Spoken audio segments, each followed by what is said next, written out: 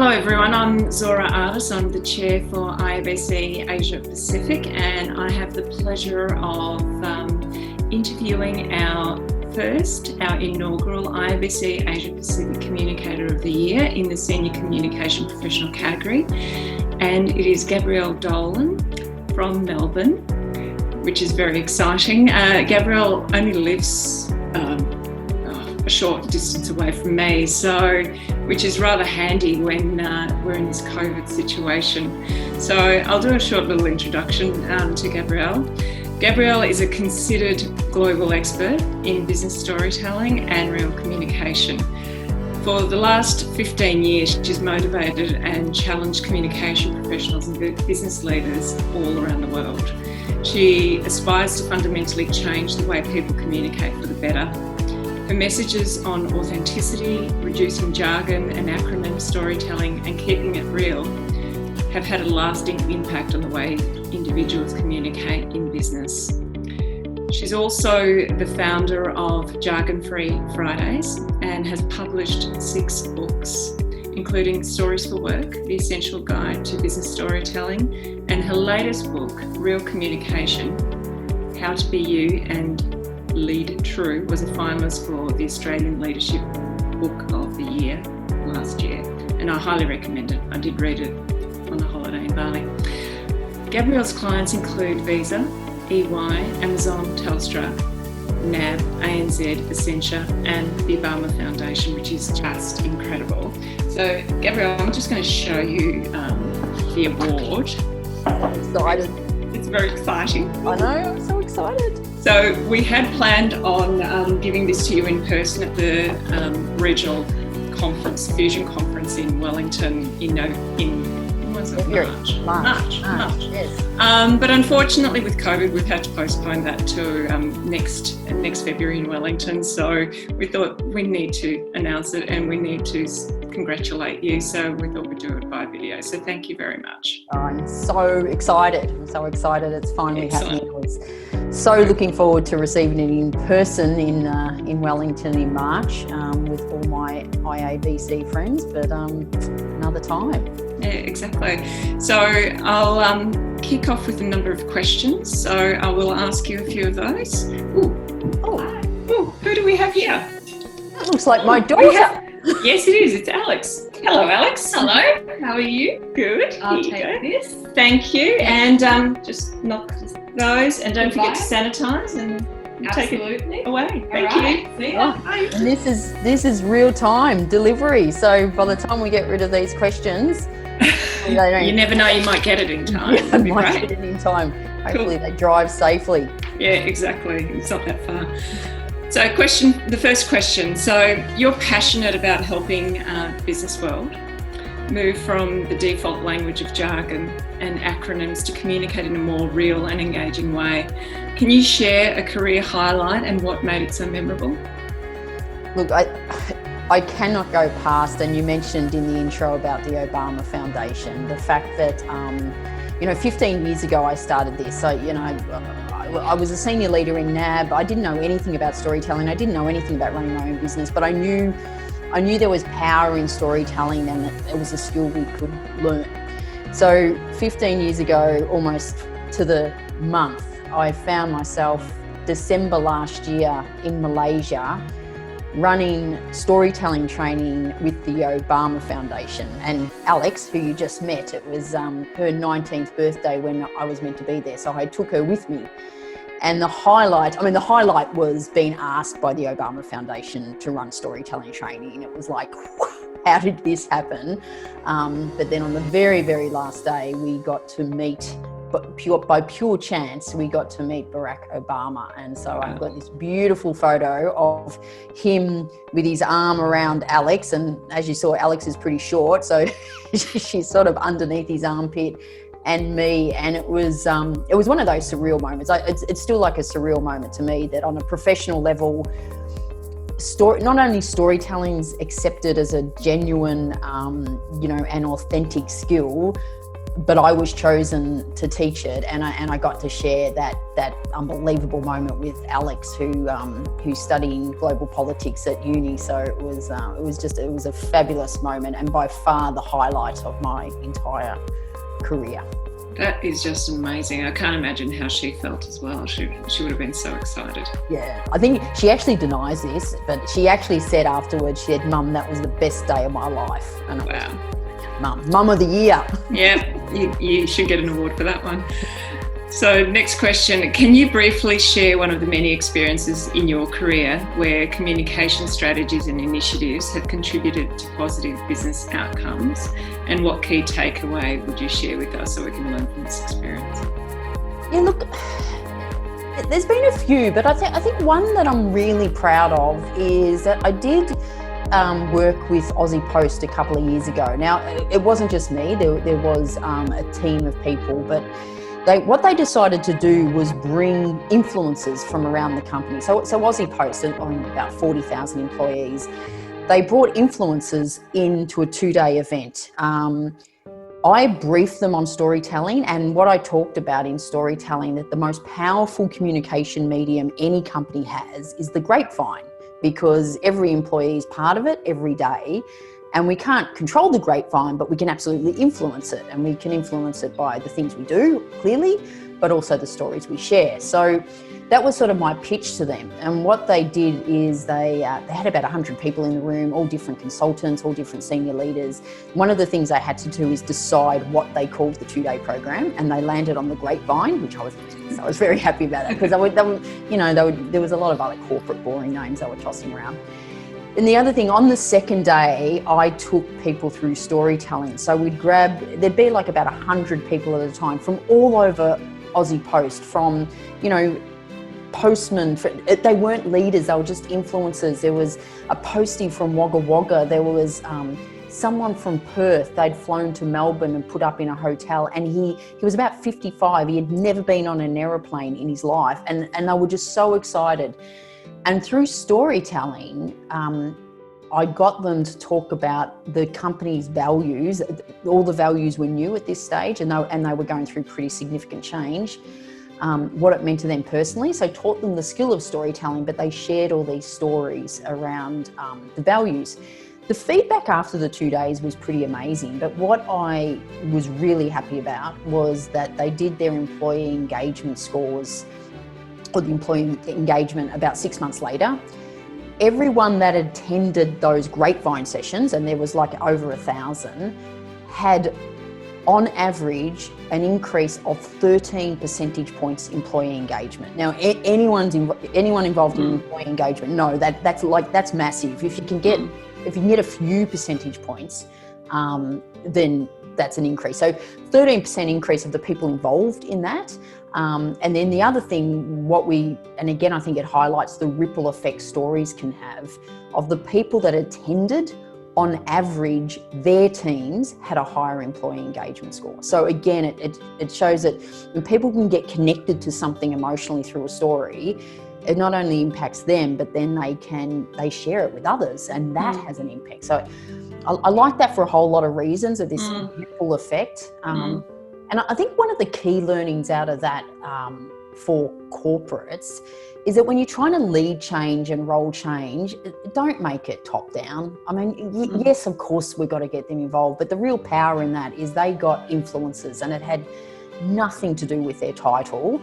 It was they just chose people who they knew listened. People listened to them. So I think that was a really key takeout for if you want to get a key takeout from that. Yeah, I think your point about the influences in an organisation is really, really important, because cascading doesn't always work. So finding I think it's 3% in the organisation that really have the influence is a really important piece to actually make it work. The 3% impact 80% of the organisation. Yeah.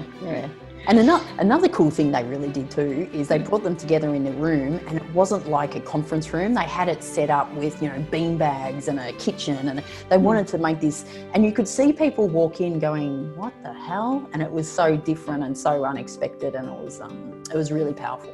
That's great. Thank you.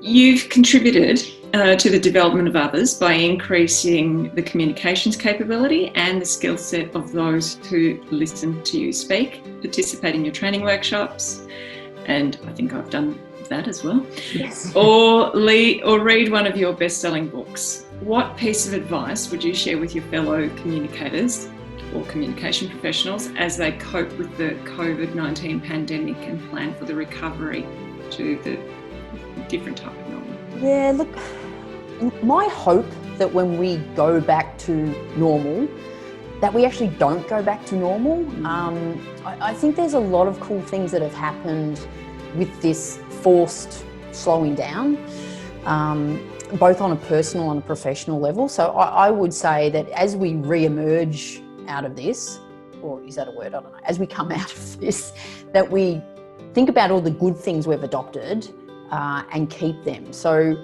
even on a personal level, what I've noticed, because I would say, I did a lot of travel and I did a lot of work, but I had strong boundaries around my work, and I think I have a brilliant work-life balance going on.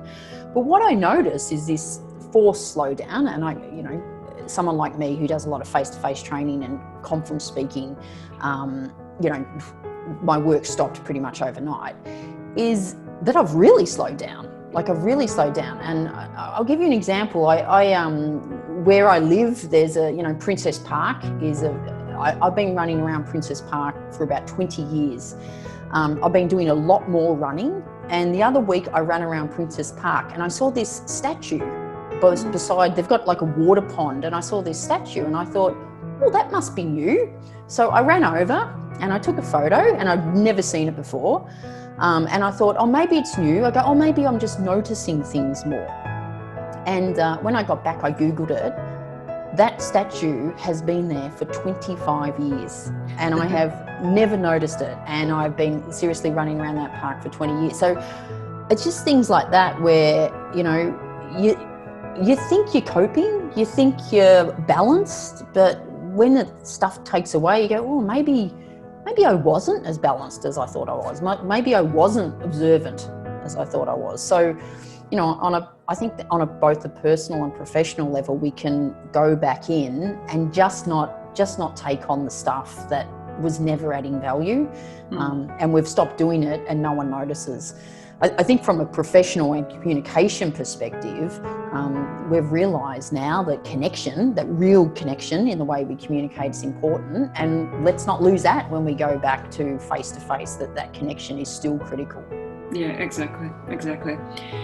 You've trained individuals in many countries, including those in the UK, the US, in Asia Pacific, including Australia, New Zealand, Malaysia, Singapore, Indonesia. In your travels, can you share some of the cultural similarities or differences you've faced as a communication professional and in your training sessions, and what observations would you be able to share for those working across many markets or cultures? Yeah. Look, I think I'm going to answer this in two ways. I do a lot of storytelling training, obviously, and I think the most common thing with storytelling across anyone is there's a reluctance to share stories. That people think my stories aren't big enough or no one would be interested, and that's across all cultures.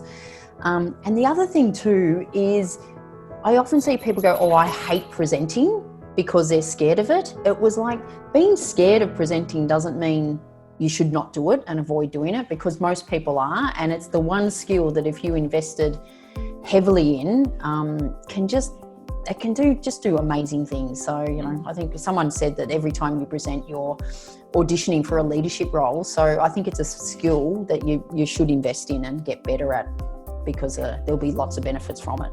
I agree. Employee engagement is elusive in many companies or organisations. What do you think is the biggest challenge or the problem facing organisations? Oh, look, Alex has just come in with the award, so she's saying, can I come in now? But we'll finish this question. I think when it comes down to employee engagement, where we're doing, it comes down to a lack of trust.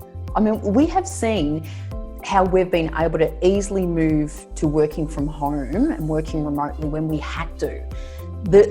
I would say that ultimately the reasons people don't organisations haven't done that is that they don't trust. They don't trust their people.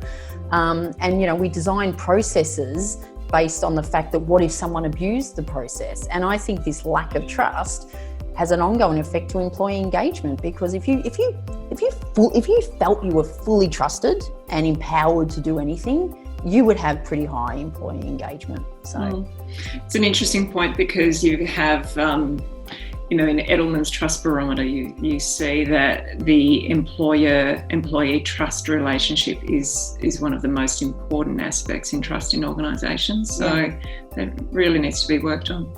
Yeah, I know. I mean, we know in our personal life, if we're not trusted by our partners, or if our kids don't feel they're trusted, it affects our, well, why would I bother if you don't trust me? Yeah, exactly. Yeah. Is Alex going to pop in? Alex is. She's going to come around the side. This is real time. You've sanitised it? Yes, sanitised. Have you taken it out of the box? I didn't want to take it out of the box. I didn't want to break it. Oh, wow. Do I get a big, you know? Oh, thank you. Mwah. Mwah. This is not good social distancing. Oh, you're in my bubble, so it's okay. Hey, this is cool. Thank you, Alex. I am. It's heavy. I love a good heavy trophy. You probably can you see, but yeah. Communicator of the Year Award 2020, Gabrielle Dolan, winner. This means, and I genuinely was really excited when I found out I won this, because it means a lot. I consider IABC is a great, you know, affiliation to Communicator of the Year. I can't even talk. It's a great thing to be part of. And I know there is so many amazing legend experts as members. So I was absolutely stoked to win this. So thank you for everyone who nominated me and voted for me and felt I was worthy of that. So thank you. Congratulations. Well, very well done, and well deserved too. Thanks, Jill. We've just got two more questions. So you spent years paying it forward with IABC, since you actually joined from memory, and sharing your passion for better communication with others. What would you recommend to get us started if we also wanted to share our passion for excellence in communication? Yeah, look, to me, I think I do, besides storytelling, I help people become thought leaders and just experts in their field, right? And to me, you need two things. You need passion. So a lot of us, and I'm sure everyone in this community has got passion around communication, and you need expertise, and everyone's got that. So I think if you combine passion and expertise, you can be on your way to say, you know what, I can add value to people. So the comms people are in a really good position to make change in organisations. And the sooner that you own, I believe in this concept that we all have a genius inside us. And it's not that we are a genius, but that we've got genius inside us. And it's normally our passion and expertise combined.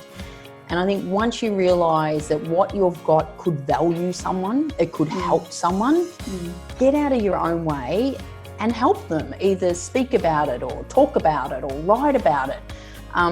But step into the fact that what you do, your years of experience, your expertise, your knowledge, could be really valuable for others to learn. And yeah, once you realise your value, it's no longer about self-promotion, it's about helping others. So I think just step into that a lot earlier than you think you need to. That's great advice. And we saw my teenage son walk past as well. It is what it is. It is. The dog's probably going to run in as well. This is why I have a backdrop. So last question, any final sharing or comments that you'd want to share with us?